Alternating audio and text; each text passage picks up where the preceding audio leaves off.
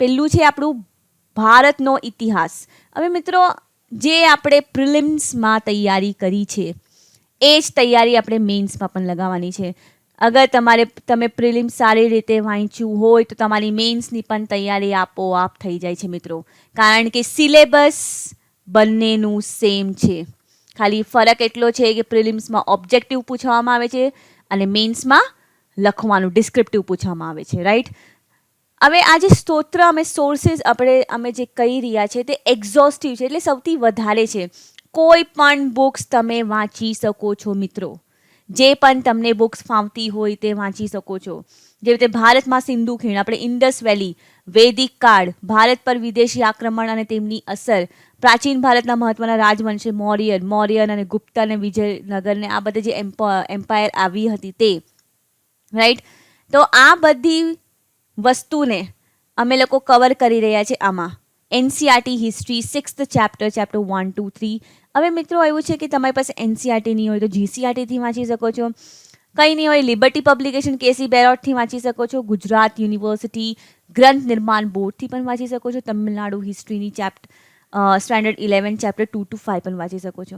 તો જરૂરી નથી કે બધી જ બુક્સ લેવી છે, કોઈ પણ બુક્સથી વાંચી શકો છો. એનસીઆરટી સૌથી બેસ્ટ બુક મારા ખ્યાલથી છે, કારણ કે એમાં બહુ જ સારી રીતે બધું વસ્તુ આપી છે મિત્રો.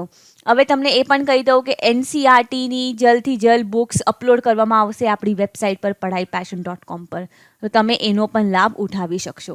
રાઈટ. હવે આ પ્રાચીન ભારતના જે પણ છે વિશેષ મૌર્ય જે આવ્યા હતા, વિશેષ સંદર્ભ સાથે જેટલા પણ રાજવંશો આવ્યા હતા તેના NCERT history 6th chapter 8 to 12. હવે તમે જો 6th ચેપ્ટર અહીંયા પણ છે, 6th ચેપ્ટર અહીંયા પણ છે, એટલે આ 6th સ્ટાન્ડર્ડની જે પણ એનસીઆરટી બુક છે હિસ્ટ્રીની, એમાં બધી જ વસ્તુ આ કવર થઈ રહી છે. એનો મતલબ તમિલનાડુની હિસ્ટ્રી 11th સ્ટાન્ડર્ડ છે, અહીંયા પણ 11th સ્ટાન્ડર્ડ છે. જીસીઆરટી હિસ્ટ્રીની પણ 11th સ્ટાન્ડર્ડ, અહીંયા પણ 11th સ્ટાન્ડર્ડ છે. અહીંયા ખાલી એક ભારત અને વૈષ્ણવનો ઇતિહાસ વધારે લખવામાં આવ્યો છે, અને લિબર્ટી પબ્લિકેશન કેસી બેરોટનું છે જ, અને ગુજરાત યુનિવર્સિટી ગ્રંથ નિર્માણ બોર્ડ. રાઈટ. નેક્સ્ટ આપણે જોઈએ એનામાં વિદેશી પ્રવાસનો ઐતિહાસિક હિસાબ પણ હર્ષવર્ધન અને તેમના સમય રાજપૂતો સમયગાળા અને ગુજરાતની સોલંકી, ગઝાની અને ઘોરીના આક્રમણો એ તમને ગુજરાત યુનિવર્સિટી ગ્રંથ નિર્માણ બોર્ડમાં મળી જશે. જીસીઆરટીની બુક્સમાં પણ મળી જશે મિત્રો, ગુજરાતના સંદર્ભમાં જે પણ હિસ્ટ્રી છે તે. રાઈટ. નેક્સ્ટ આપણે જોઈએ દિલ્હી સલ્તનત. દિલ્હી સલ્તનત 1206 અને 1526 સુધી છે. રાઈટ. ભક્તિ ચળવળ અને સૂફીવાદ એટલે કે ભક્તિ સંત જે ચાલ્યું હતું, મુવમેન્ટ જે ચાલ્યા હતા 1526 થી 1707 સુધી મુઘલ સામ્રાજ્ય ચાલ્યું હતું. તો આના માટે એનસીઆરટીની હિસ્ટ્રી 7th સ્ટાન્ડર્ડની ચેપ્ટર 3, 4, 5, 6, 5, 8, 9 અને 12th સ્ટાન્ડર્ડની 2 to 5 તમિલનાડુ હિસ્ટ્રીની પણ છે અને જીસીઆરટી પણ છે. તો મિત્રો અગર તમે એક જ લેવો છો, માન લો તમે જીસીઆરટીથી જ હિસ્ટ્રી કરતા હોય તો પણ બધામાં જીસીઆરટીની અમે ચેપ્ટર્સ લખ્યા જ છે. એનસીઆરટી કરતા હોય તો એનસીઆરટીના ચેપ્ટર્સ પણ લખ્યા છે. તમિલનાડુ હિસ્ટ્રી લેતા હોય તો તમિલનાડુ ચેપ્ટર્સ પણ લખ્યા છે મિત્રો. રાઈટ. મરાઠા સામ્રાજ્ય ઉદય અને પતન એનું એક અલગથી છે. આ 12th સ્ટાન્ડર્ડનું ચેપ્ટર 1 ભારતનો પરિચય ડૉક્ટર ND શેલાથી ચેપ્ટર 13 છે. રાઈટ. ભારતમાં યુરોપિયન આગમન અને બ્રિટિશ શાસનની સ્થાપના અને વિસ્તરણ 1756 થી 1856 સુધી ભારત જમીન મહેસૂલ સમાધાન કાયમી સ્ટેટમેન્ટ રાયતવાદી અને રાયતવાદી સિસ્ટમ અને મહાલવાદી સિસ્ટમ ચાલતું હતું જ્યારે જમીનનું. રાઈટ. 1856 સુધી. તો એના માટે 1856ની સ્વતંત્રતાવાળી ભારતીય યુદ્ધ અને રાણી વિક્ટોરિયાના જાહેરનામા. હવે મિત્રો 1857 બહુ જ મોટું એક ફર્સ્ટ ઇન્ડિપેન્ડન્સ મુવમેન્ટ હતું, આપણું ફર્સ્ટ ઇન્ડિપેન્ડન્સ મુવમેન્ટ હતું મિત્રો. તો એ તમારે યાદ રાખવું બહુ જ ઇમ્પોર્ટન્ટ છે. રાઈટ. ભારત અને ગુજરાતના 19મી સદીના ધાર્મિક અને સામાજિક સુધારણો, ભારતીય રાષ્ટ્રવાદનો ઉદ્ભવ અને જવાબદાર પરિબળ, ભારતીય રાષ્ટ્રીય પ્રવૃત્તિ 1885 થી 1920 સુધી કોંગ્રેસ. રાઈટ. તો આ બધી વસ્તુ તમને અહીંયાથી મળી જશે. એનસીઆરટીની હિસ્ટ્રી 8th સ્ટાન્ડર્ડની ચેપ્ટર 2, 3, 4, 6 અને 12thની ચેપ્ટર 2. તમિલનાડુ હિસ્ટ્રીની પણ છે, જીસીઆરટી હિસ્ટ્રી પણ છે. mrunal.org. હવે અમે તમને જે કહી રહ્યા છે mrunal.orgના લેક્ચર છે હિસ્ટ્રી પ્રતિક નાયક, એનો પણ બહુ સારો લેક્ચર છે આના પર, એ પણ તમે જોઈ શકો છો. આધુનિક ભારતનો ઇતિહાસ લિબર્ટી પબ્લિકેશનનું ચેપ્ટર 3 પણ જોઈ શકો છો મિત્રો. રાઈટ. નેક્સ્ટ આપણે જોઈએ રાષ્ટ્રીય હરિયામન મહાત્મા ગાંધીના ઉદ્ભવ. હરિયાજન રાઈટ. અને ગાંધીના ઉદ્ભવ, તેમના વિચારો, સિદ્ધાંતો ભારતની રાજકીય, સામાજિક, આર્થિક, ધાર્મિક અને સાંસ્કૃતિક જીવન પર ફિલોસોફી. હવે ગાંધીજી આવી ગયા છે રાઈટ. તો ગાંધીજીના પર જીસીઆરટી હિસ્ટ્રી 12th સ્ટેન્ડર્ડની ચેપ્ટર 9 છે. આધુનિક ભારતનો ઇતિહાસ લિબર્ટી પબ્લિકેશન મૃણાલ.orgની પ્રતીક નાયકની સારી લેક્ચર છે રાઈટ. પછી છે સ્વતંત્રતા ચળવળ, એટલે ઇન્ડિપેન્ડન્સનું આપણે જે ચળવળ છે, જેટલી આપણને ઇન્ડિપેન્ડન્સ મુવમેન્ટ બની, આ civil disobedience movement, quit India movement જે પણ તે, અને પછી સ્વતંત્રતામાં સરદાર પટેલની ભૂમિકા. મિત્રો સરદાર પટેલની ભૂમિકા બહુ જ સારી હતી, કારણ કે ઇન્ડિપેન્ડન્સ મળ્યા બાદ પણ બહુ બધા રાજ્ય એવા હતા, કિંગડમ એવા હતા જે આપણામાં જોડાવા નહીં માંગતા હતા રાઈટ. એ કયા કયા હતા? જૂનાગઢના રાજા, નિઝામ ઓફ હૈદરાબાદ, આ બધા હતા, અને જમ્મુ એન્ડ કાશ્મીર પણ હતું મિત્રો. તો જમ્મુ એન્ડ કાશ્મીરના પણ જે રાજા હતા તે પણ એમ કે અમે એકલા લેશું. તો એમાં સરદાર પટેલની ભૂમિકા બહુ જ સારી હતી આ બધાને એકત્ર કરવા માટે, એટલે ઇન્ડિયા એઝ અ હોલ બનાવવા માટે મિત્રો રાઈટ. એના પર એક પિક્ચર પણ આવ્યું જેમાં પરેશ રાવલે સારી ભૂમિકા નિભાવી છે. તો અર્વાચીન ગુજરાતનો રાજકીય અને સાંસ્કૃતિક ઇતિહાસ, યુનિવર્સિટી ગ્રાન્ટ નિર્માણ બોર્ડ ચેપ્ટર 6, એમાં તમને સરદાર પટેલની બધી માહિતીઓ મળી જશે મિત્રો રાઈટ. ભારત અને વિદેશમાં ભારતીય રિવોલ્યુશન, ઇન્ડિયન નેશનલ આર્મી અને સુભાષચંદ્ર બોઝ.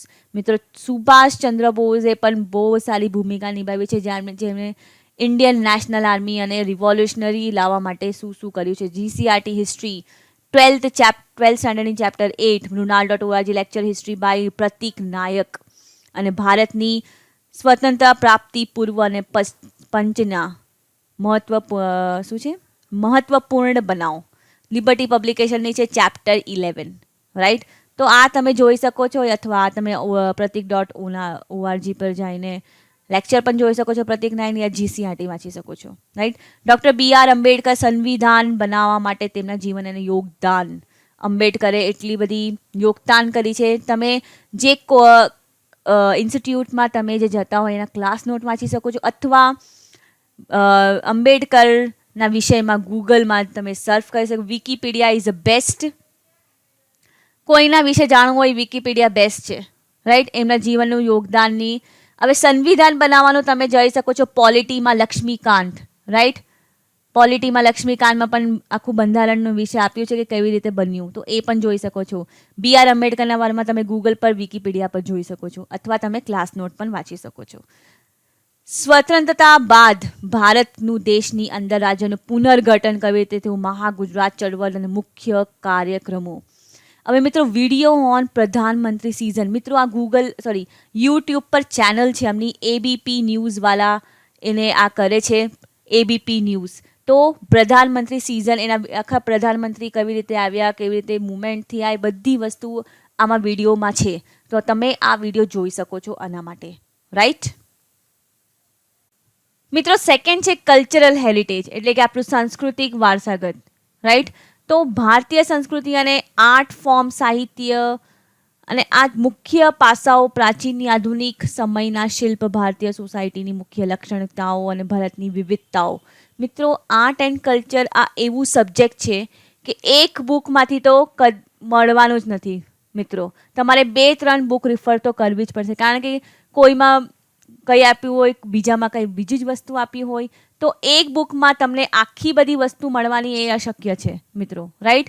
ગુજરાતની કલા અને ક્રાફ્ટ, એનું કલા કેવી છે, ક્રાફ્ટ, ભવાઈની કામગીરીની, સામાજિક સંસ્કૃતિની સંદર્ભ, એનું ડાન્સ, એની મ્યુઝિક, લોક સાંસ્કૃતિક મૌખિક પરંપરાઓ, સોસાયટી પર ભારતીય સિનેમા અને થિયેટરનું પ્રભાવ, ગાંધીવાદી વિચારો અને તેની સુસંગતતા, ગુજરાતના દરિયાઈ વિસ્તારની સંસ્કૃતિ, આદિજાતિ સંસ્કૃતિ એટલે આદિવાસીની કેટલી છે સંસ્કૃતિ, અને ગુજરાતી સ્ત્રી સાહિત્ય. મિત્રો અતુલ્ય ભારત બાય રજની વ્યાસ, તમે આમાં જોઈ શકો છો. આમાં કઈ વસ્તુ તમને લાગુ પડે તે જોવાની છે તમારી. ગુજરાતની અસ્મિતા બાય રજની વ્યાસ, ભારત અને ગુજરાતનો સાંસ્કૃતિક વારસો, યુવા ઉપનિષદ પબ્લિકેશનની છે મિત્રો. મૃણાલ.org માં લેક્ચર છે આર્ટ એન્ડ કલ્ચર બાય ઇશનિમન, બહુ સારો લેક્ચર છે. તમે જોઈ શકો છો. અને art and culture by Nitin Sanghani આ બહુ સારી બુક છે. અગર આમાં બધી વસ્તુ મળી જતી હોય તો આ બહુ જ સારી બુક છે મિત્રો. ભારતીય કલા અને સંસ્કૃતિ, અરિહંત પબ્લિકેશન. અરિહંત પબ્લિકેશન બહુ સારી પબ્લિકેશન બોલવામાં આવે છે. આ પણ સારી છે બુક મિત્રો, રાઈટ. ત્રીજું સબ્જેક્ટ છે આપણું ભૂગોળ મિત્રો, એટલે કે જિયોગ્રાફી. હવે બધાનું બહુ પ્રોબ્લેમ હોય છે જિયોગ્રાફીમાં. ભૂગોળ કઈ રીતે યાદ રાખવું, મેપ કઈ રીતે જોવું. મિત્રો સૌથી બેસ્ટ છે જિયોગ્રાફીનું યાદ કરવાનું મેપ, રાઈટ. કારણ કે જિયોગ્રાફી એવું સબ્જેક્ટ છે કે તમે બાય હાર્ટ નથી કરી શકતા મિત્રો, રાઈટ. એની જગા ક્યાં છે, લોકેશન, મેપમાં લોકેશન ક્યાં છે, લોકેશનથી તમને ખબર પડશે કે ત્યાં શું થાય છે મિત્રો, કયો પાક ઉગાવવામાં આવે છે, એની માટી કેવી છે, એની જમીન કેવી છે, ત્યાંથી કઈ રિવર વહે છે મિત્રો. બધી વસ્તુ લોકેશનથી જ ખબર પડે છે. તો ભૌતિક લક્ષણો અને સંસાધનો એટલે ભારત અને ગુજરાતના મુખ્ય જમીન, નદીઓ, વનસ્પતિ, જે પણ વસ્તુ હોય છે, પાણી, એ રિવર, એ બધી જ વસ્તુ તમને લોકેશનથી મળી આવશે મિત્રો. એટલે ગુજરાતનું લોકેશન તમારે ખાસ કરીને યાદ રાખવું મિત્રો. આસપાસના નેબરિંગ સ્ટેટ્સ તો તમારે યાદ રાખવાનું છે, બોર્ડર્સ પણ યાદ રાખવાની છે, અને ગુજરાતનું મેપ એકદમ મગજમાં બેસાડી દેજો મિત્રો. ક્યાં શું છે, કઈ કચ્છ કઈ સાઈડ છે, ડેઝર્ટ કઈ સાઈડ આવે છે, એટલે કે રેગિસ્તાન કઈ સાઈડ આવી રહ્યું છે, પાણી કઈ સાઈડ વહી રહ્યું છે, બધી વસ્તુ તમારે એકદમ મેપ બેસાડી દેવાની છે. તો આના માટે એનસીઆરટીની જિયોગ્રાફી એટલે કે આ શું થઈ ગયું છે, ફિઝિકલ જિયોગ્રાફી થઈ ગયું છે મિત્રો. એટલે ફિઝિકલ ફીચર્સ બતાવવાના છે તમારે કે સોઇલ કેવું છે, ત્યાં કેવો પાક થતો છે, કઈ નદી વહે છે, આ બધી વસ્તુ, રાઈટ. તો એનસીઆરટીની જિયોગ્રાફીની 9th સ્ટેન્ડર્ડની 2nd અને 4th છે, અને 11th સ્ટેન્ડર્ડની ચેપ્ટર 5th અને 12 મિત્રો. એનસીઆરટી બહુ જ સારી બુક્સ છે જિયોગ્રાફી માટે, કારણ કે હું પણ એ જ રેફર કરતી હતી. તો મૃણાલ.org લેક્ચર ઓન જિયોગ્રાફી બાય રજત નીલમ. જીસીઆરટીની પણ જિયોગ્રાફી છે, અને મિત્રો ગ્રંથ નિર્માણની પણ છે, અને ભારત એક ભૂગોળ બાય માજીદ હુસૈન. આ બહુ જ સારી બુક છે. આ પણ માજીદ હુસૈનની ભારત એક ભૂગોળ, એ પણ બહુ સારી છે મિત્રો, રાઈટ. આનામાં જો બીજું પણ છે આર્થિક પ્રવૃત્તિ, હવે ઇકોનોમિક વે.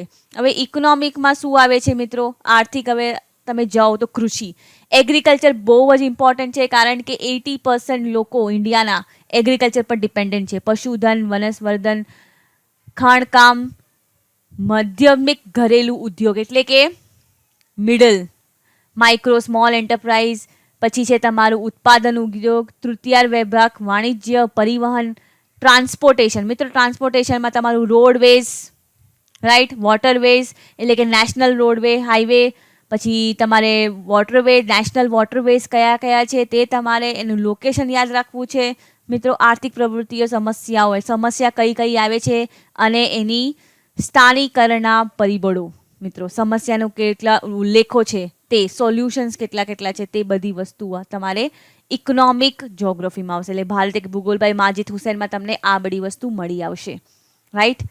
ત્રીજું છે આપણું સામાજિક અને વાસ્તવિક એટલે કે વસ્તી વિતરણ. એટલે કે હવે આ પોપ્યુલેશન પર આવી ગયા છે આપણે. પોપ્યુલેશન એટલે કે એને કહેવાય છે ડેમોગ્રાફિક ડિવિડન્ડ મિત્રો. એટલે કેટલા લોકો યુથમાં છે, કેટલા લોકો એજેડ થઈ ગયા છે, 60+ થઈ ગયા છે, એ બધી માહિતીઓ તમને સેન્સસમાં મળી આવશે મિત્રો. સેન્સસ વાંચવાનું નહીં ભૂલતા. સેન્સસ 2011 વાંચવાનું નથી ભૂલવાનું. વય જાતિ રચના, SC STની પોપ્યુલેશન કેટલી છે, વિકાસ, ગ્રામીણ શહેરી રચના, કેટલા અર્બન રૂરલ એરિયાઝ છે આપણા, રેસ, જનજાતિ, SCની રચના, ધર્મ, ભાષા, ધર્મ કેટલા છે, ભાષાનું શું છે, સાક્ષરતા, શિક્ષણ, લક્ષણતાઓ, સ્થળાંતર, શહેરીકરણ, વસ્તી નીતિઓ અને મુદ્દાઓ. મતલબ કેટલું માઇગ્રેશન થયું છે, રૂરલમાંથી અર્બનમાં કેટલા જણ આવ્યા છે, એ બધી વસ્તુઓ મિત્રો. આને શું કહેવાય છે, તમે સામાજિક અને વસ્તી વિષય. આ પોપ્યુલેશન પર છે બધી વસ્તુ. સેન્સસમાં તમને આ બધી વસ્તુ મળી આવશે. એક બીજું છે SC અને સોશિયલ સેન્સસ પણ આવી ગયું છે, સોશિયલ સ્ટેટસ સેન્સસ. તો એ પણ તમારે વાંચી લેવાનું છે મિત્રો. જીસીઆરટીની જિયોગ્રાફિક 12th સ્ટાન્ડર્ડ 2, 3, 4 આમાં તમને પોપ્યુલેશનની વિશે બધી માહિતીઓ મળશે. ભારત એક ભૂગોળ બાય માજીદ હુસૈન, બહુ સારી બુક છે માજીદ હુસૈનની. વિકાસલક્ષી અને પર્યાવરણ મુદ્દાઓ, ટકાઉ વિકાસ. હવે પર્યાવરણ, હવે આ પર્યાવરણ પર એવું છે ને કે યુપીએસસીમાં પણ બહુ વાર પર્યાવરણ પર પૂછાઈ ચૂકેલા છે, બહુ બધા ક્વેશ્ચન પૂછવામાં આવે છે, અને આ વખતે જીપીએસસીમાં પણ મને લાગે છે કે બહુ બધા ક્વેશ્ચન પૂછવામાં આવશે. વૈશ્વિકીકરણ, સમાજ અને અર્થતંત્ર પર અસર, એટલે એન્વાયરમેન્ટમાં બધું જ આવી જાય છે. પોલ્યુશનથી વિશે, ગ્લોબલ વોર્મિંગના વિશે, ગ્રીન હાઉસ ઇફેક્ટના વિશે, બધી જ વસ્તુ મિત્રો. સમાજ પર એની શું અસર થઈ રહી છે, કયા પોલ્યુશન છે, સ્માર્ટ શહેરો, હવે સ્માર્ટ સિટીની રચના થઈ હતી તે વસ્તુ મિત્રો, અને ઉકેલ કુદરતી જોખમો, ક્લાઇમેટ ચેન્જ. ક્લાઇમેટ ચેન્જનું હમણાં બહુ ચાલી રહ્યું છે મિત્રો, તમારે આ વાંચવું જ પડશે. ભૂકંપ જેવી રીતે અર્થક્વેક છે, પછી ભૂસ્ખલન, વોલ્કેનો, ચક્રવાત, સાયક્લોન, સુનામી, દુષ્કાળ, પૂર, આ બધી જ વસ્તુ કઈ રીતે થઈ રહી છે તેની માહિતીઓ મેળવવી પડશે મિત્રો. રાઈટ. પ્રદૂષણ સંકટ સંચાલન, કયા કયા આપણી મિનિસ્ટ્રી છે, એન્વાયરમેન્ટ મિનિસ્ટ્રી છે, આપણી મિનિસ્ટ્રી ઓફ એન્વાયરમેન્ટ, તે શું શું કરી રહી છે, એ બધી જ વસ્તુ મિત્રો તમારે જાણવી પડશે. ક્લાઇમેટ ચેન્જ બહુ જ ઇમ્પોર્ટન્ટ છે. ભૂકંપ, વોલ્કેનો, સાયક્લોન, સુનામી, આ બધી વસ્તુ કઈ રીતે આપણા થઈ રહી છે, એનું શું છે કારણ, તે બધું જાણવું પડશે મિત્રો. રાઈટ. તો આ આપણું હતું ભૂગોળ. મિત્રો કયા કયા પોઈન્ટ્સ તમારે યાદ રાખવાના છે એ તમારે જોઈ લેવું છે. એનસીઆરટી બુક્સ અમે જલ્દથી જલ્દ વેબસાઇટ પર અપલોડ કરવાના છે. જેને એનસીઆરટી બુક્સ જોઈતી હોય તે આપણા વેબસાઇટ પર જઈને જોઈ લઈએ. રાઈટ. એનસીઆરટી બુક્સ બહુ જ સારી છે બધી વસ્તુ માટે. રાઈટ. એની વન બુક એટલે કોઈ પણ એક બુક તમે રેફર કરી શકો જે તમને ફાવતી હોય. બધી બુક્સ વાંચવાની જરૂરત નથી. મેઇન છે તમારું સિલેબસ કમ્પ્લીટ થવા જોઈએ, અને સિલેબસ તમે જ્યારે વાંચો તો બાય હાર્ટ નથી કરવાનું મિત્રો, ખાલી મેમરાઇઝ કરવાનું. જેટલું યાદ રહે એટલું વાંચવાનું છે મિત્રો. રાઈટ. બાય હાર્ટ કરવા જશો તો ત્યાં તમને કંઈ પણ યાદ નહીં આવશે. રાઈટ. જોગ્રાફી માટે મેપ કમ્પલસરી છે. લોકેશન, ગુજરાતનું મેપ તમારે બ્રેનમાં બેસાડી દેવાનું છે. રાઈટ. લોકેશનથી જ તમને ખબર પડશે એનો આન્સર શું છે. આમાં તમે બાય હાર્ટ નહીં કરી શકો મિત્રો. રાઈટ. આન્સર્સ તમારે જે લખવાના છે પોઈન્ટ ટુ પોઈન્ટ મિત્રો, કંઈ પણ આમ તેમ બધી વસ્તુ નથી લખવાની. જે ક્વેશ્ચન પૂછ્યો છે એનું ડાયરેક્ટ આન્સર લખવાનું છે મિત્રો. ડાયરેક્ટ એટલે કે પોઈન્ટ ટુ પોઈન્ટ. એનાથી તમારા શબ્દો બચશે અને ટાઈમ પણ બચશે. રાઈટ. All the best.